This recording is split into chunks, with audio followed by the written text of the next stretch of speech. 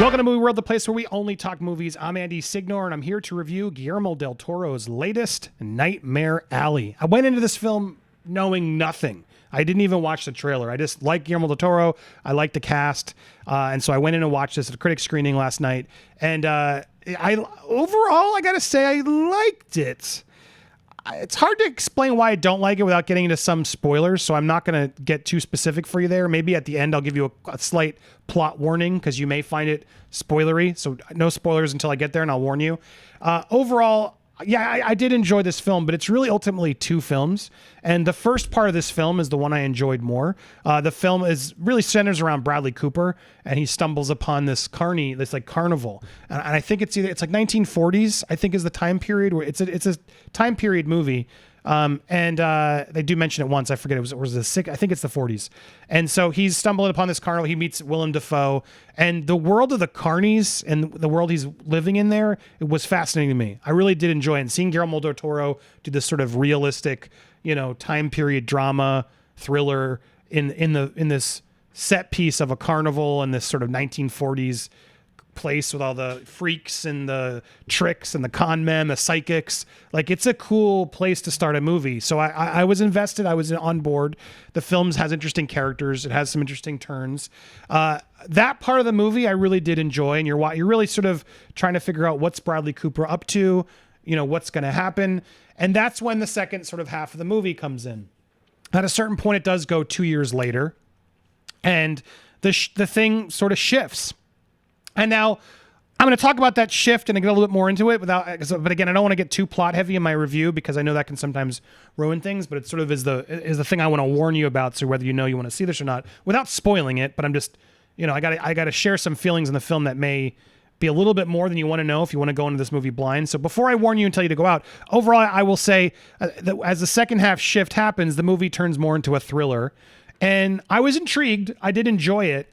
But I like the first half more, if I'm being honest. That said, it really does all connect together in a way. Like the film does connect and become one. It's not like it's two vignettes that don't connect. And the cast is fantastic. There's really good performances throughout, a lot of good supporting roles. And Bradley Cooper does really get a chance to shine. He's done a lot of reserved roles, I'm noticing. Like, he doesn't always do roles that has a lot of dialogue. I'm thinking about Star is Born and American Sniper, etc. This is another one where he sort of is more reserved, and he pulls that off really well.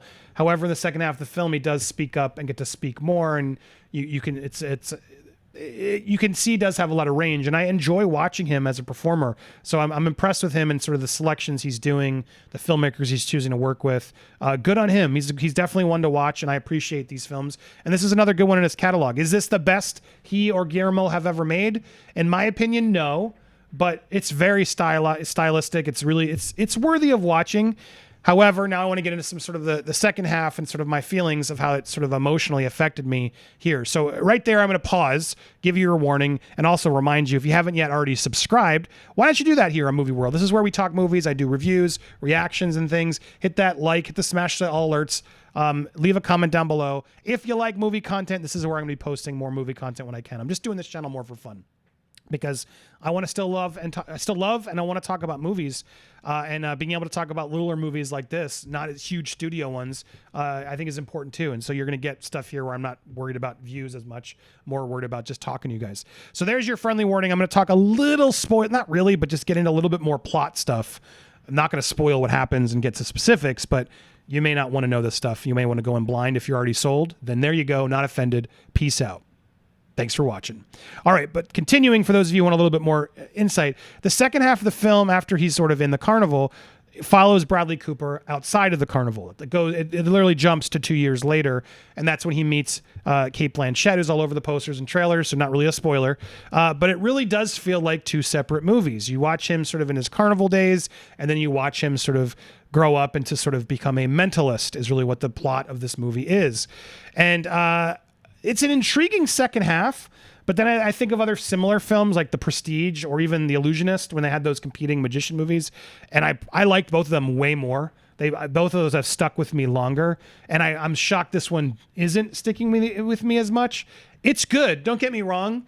It's good, but it's the journey of Bradley Cooper, and I will say it might not have the happiest of endings. And so, a film that leaves you off with sort of an ending that's sort of like the character, learns something a hard way, and that's sort of the ending of your movie, is something that you'll either be into or not. And it left me with a little bit of a sour taste in my mouth, is the best I can sort of say without getting too specific as to what happens. And intrigued, like it definitely, some twists and turns that I'm not even gonna say whether I saw it coming or not, but just interesting choices, and I was invested as I watched. So overall, I'm not gonna say it like tarnished me to give it a negative review in any stretch of the imagination. It's really well shot. The beginning's really cool. The world of the Carnies is awesome, and watching Bradley Cooper's journey is like emotional. It's effective, and so all that regard, yes, I give this film a recommendation. However, it's like not a film I want to go rewatch again.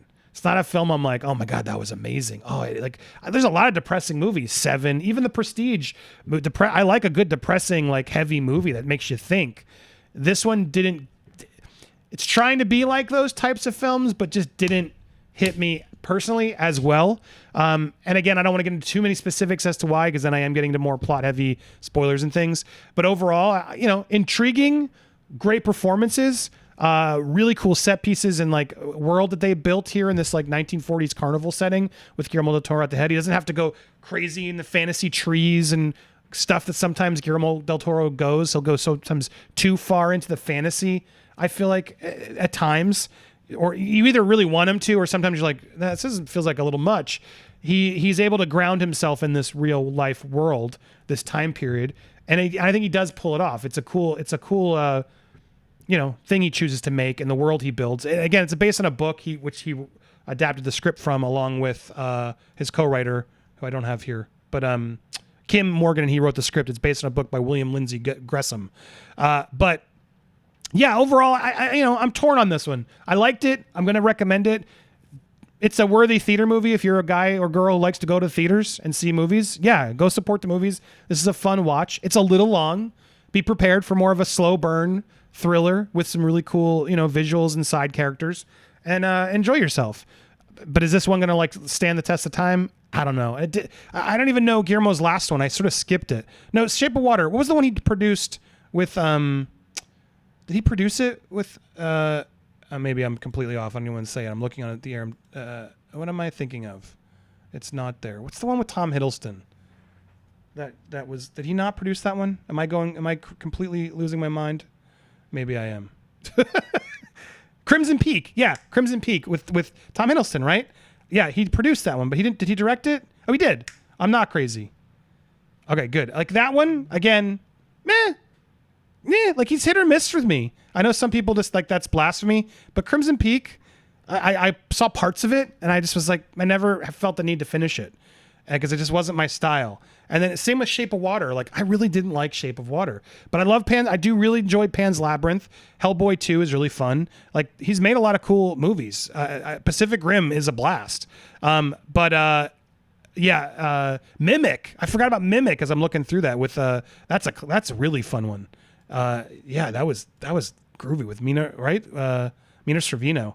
I did really enjoy that film. So look, great director. This is a fun one to him. I like this better than Shape of Water. Shape of Water just got so weird. This one feels a little bit more grounded than that, so hopefully you'll like it more if you didn't love that one. But curious what you guys think when you get to see it. Are you going to see it? Let me know down in the comments below. Smash that like button. In the meanwhile, subscribe. This is where I post my movie content, so smash the like button, all that stuff like I said before. Leave your thoughts. Are you looking forward to this film? Did you even know about this film? I want to hear it down below. Thank you guys so much for watching here on Movie World. Nightmare Alley opens on December 17th in theaters.